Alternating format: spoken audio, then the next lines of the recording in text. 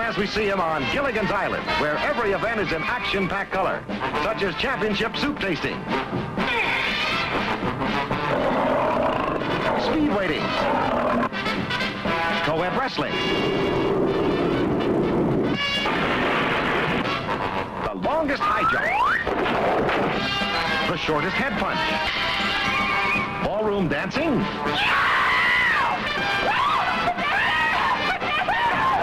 then there's that champion freestyle swimmer Gilligan himself.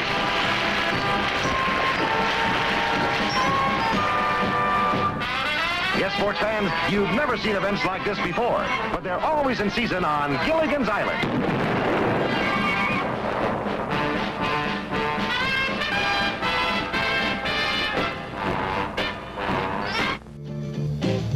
Just sit right back and you'll hear a tale of a fateful trip that started from this tropic port aboard this tiny ship. The mate was a mighty sailing man, the skipper brave and sure. 5 passengers set sail that day for a 3-hour tour, a 3-hour tour.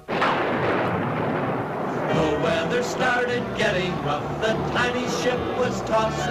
If not for the courage of the fearless crew, the minnow would be lost, the minnow would be lost. The ship's aground on the shore of this uncharted desert isle, with Gilligan, the skipper too, the millionaire and his wife, the movie star, and the rest are here on Gilligan's Isle.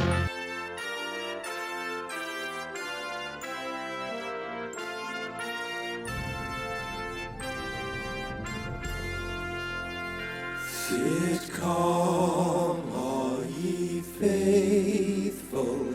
A Christmas podcast special, where again I discuss 25 Christmas sitcom episodes.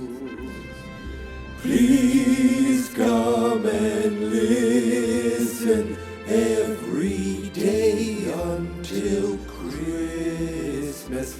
I'm sure we'll feature Balky, Gilligan, and young Webster, Rose Nyland, Eric Foreman, and definitely Mork. We'll definitely talk about Mork.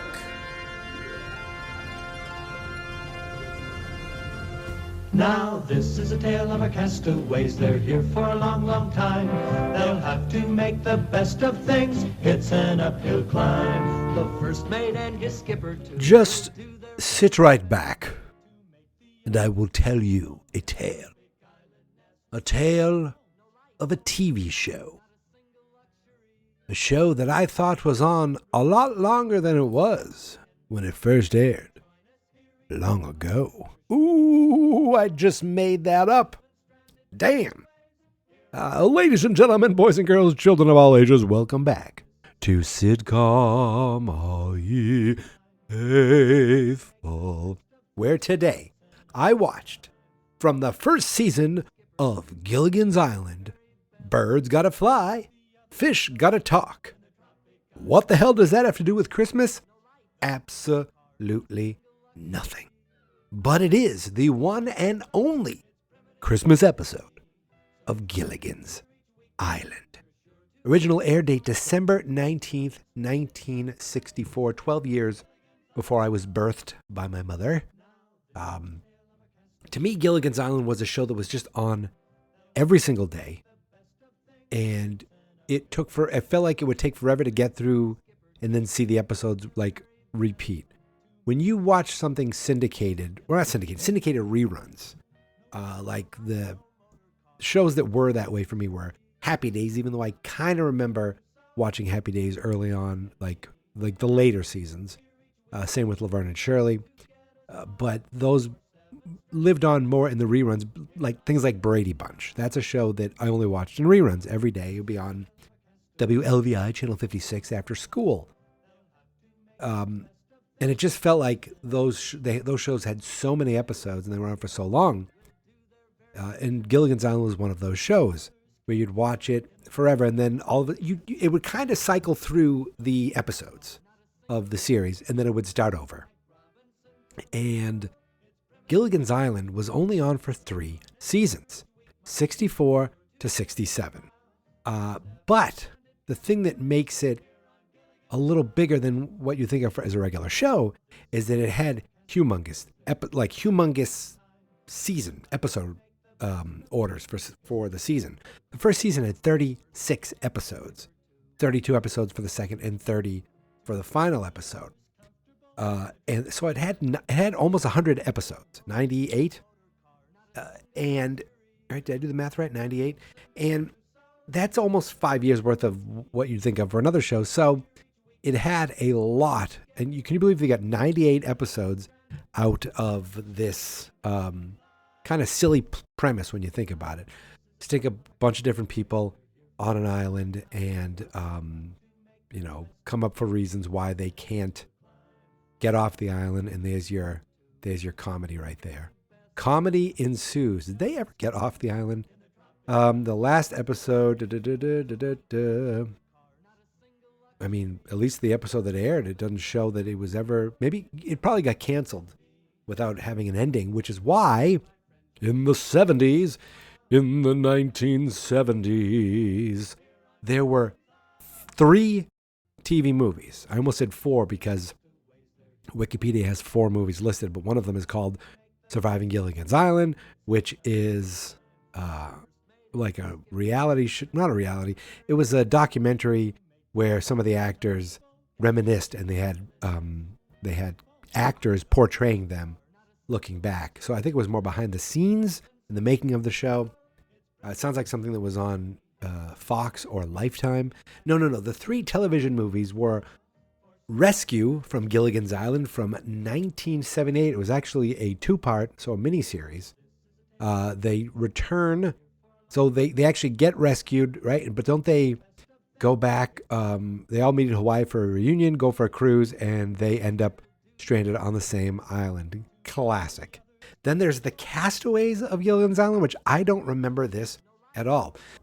The castaways are once again rescued from the island, but this time they return voluntarily to build a resort on the island. Maybe I remember that. Maybe. A different Ginger. In fact, Ginger doesn't return for any of these. Judith Baldwin plays Ginger in these 2 movies. And in the 3rd movie, Constant Forsland plays Ginger. And what is this 3rd movie? Well, of course, it's the Harlem Globetrotters on Gilligan's Island. The Globetrotters crash on the island when a millionaire tries to take over the resort. Wait a minute. If there's a resort, why are they crash landing on this island? But I remember the Globetrotters have to play robots in basketball. You just can't do that kind of thing. There's no show today, which maybe it's a good thing, but there's nothing today where you could say, okay, all right, we're gonna have a movie about the characters. Okay, cool. And they're in the same location. Yes. But the Harlem Globetrotters are going to show up. So what would be the like equal, like the something today? I couldn't even tell you what. I guess it would be the Harlem Globetrotters. You can still do them. Some kind of YouTube person maybe, and they have to play a game for to try to win the island from a bunch of robots. I mean, yes, that sounds as awesome as you think it sounds. But the Gilligan's Island is always, the big joke was, they can never get off the island. They have a professor there who could make a radio out of a coconut, but can't fix a hole in a boat. Waka waka. That's the joke of some bad comedian that probably told that joke too many times and stole it from another person. So I mentioned Ginger. Tina Louise is the original Ginger. And Tina Louise is the only actor in the episode I watched today that is still alive. We only had the main cast and the radio announcer, who was an uncredited Charles Maxwell, whoever that is. He is dead also. But everyone else the Professor and Marianne, I'm going to say it here because in the friggin' opening song, it's just, and the rest, which is just, like, there's two other people. You can't fit them in. But they're gone. Obviously, Lovey and Thurston Howell are gone. And Gilligan and the Skipper. All gone, all no longer with us. I think Dawn Wells is the most recent to have passed in 2020. And so let's talk about this episode. The title kind of references something that happens in this. I think it's like something out of a poem. It's a line out of a poem. But the title references something that happens in this episode, sort of. It happens in a flashback. Because this episode takes place on Christmas Eve for about 5 minutes. It's Christmas Eve.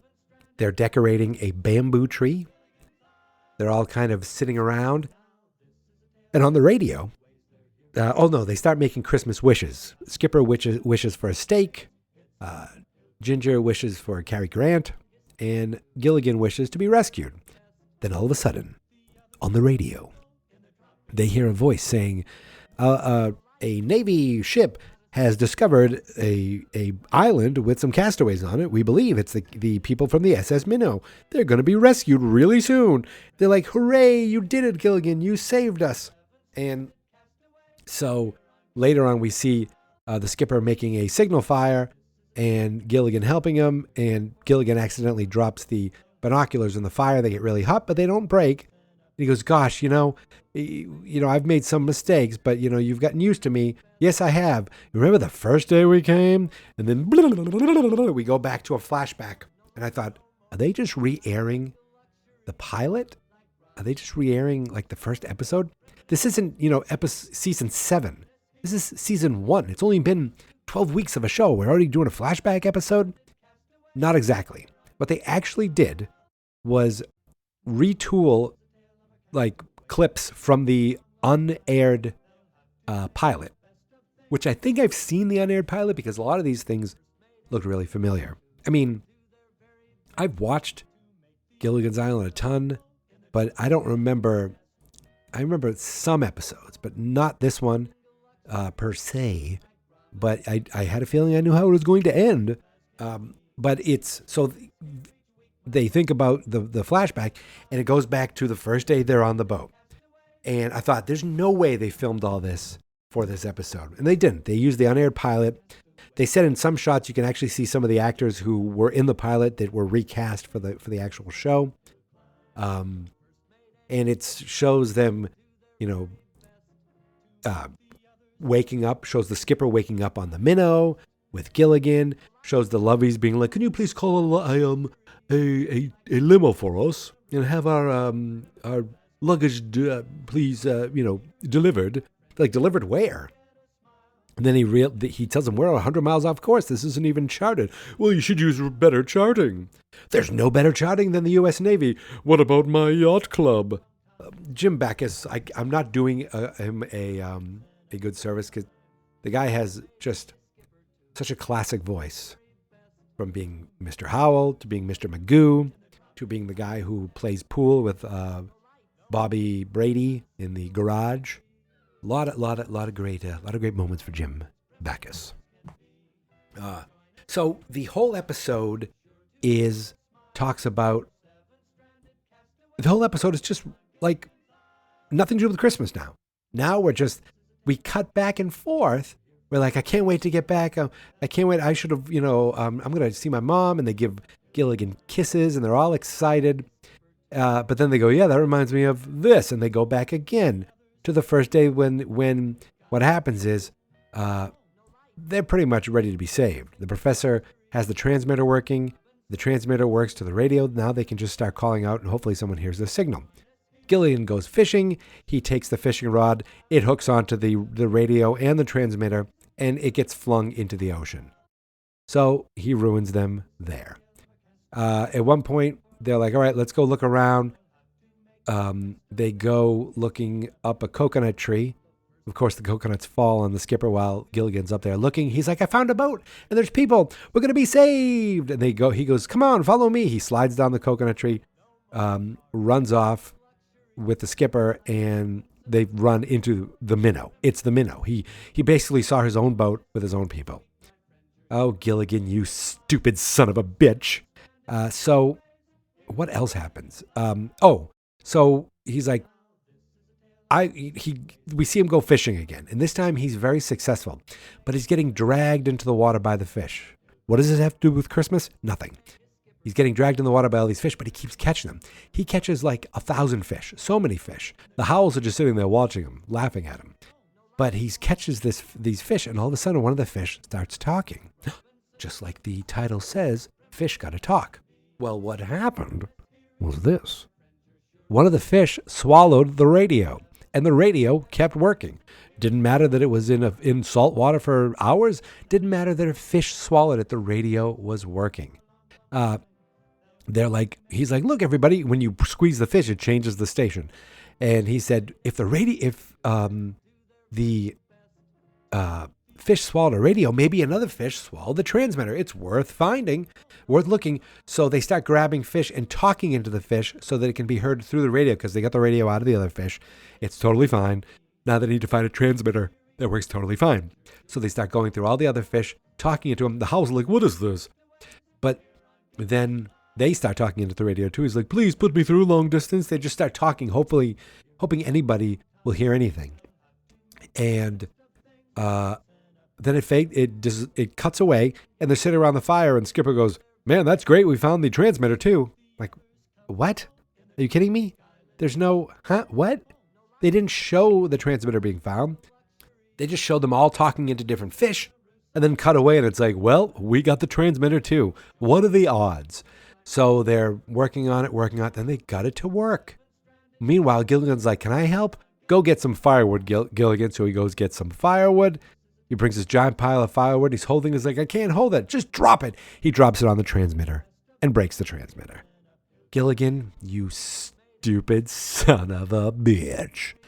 I don't remember anything else that happens in the flashback, except they all laugh about how, those were the days. Well, at least we're going to be rescued now, and they're decorating the tree, and they're all excited.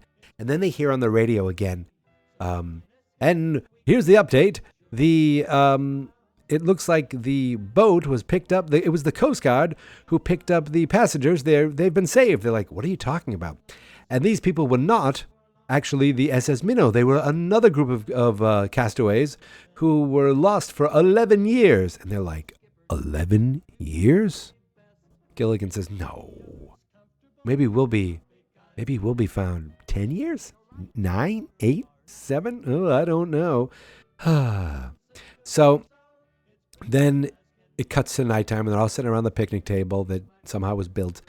And the skipper walks up, totally dressed in a perfect Santa outfit. And my first thought was, where the hell did he get a Santa outfit? Why would he have it?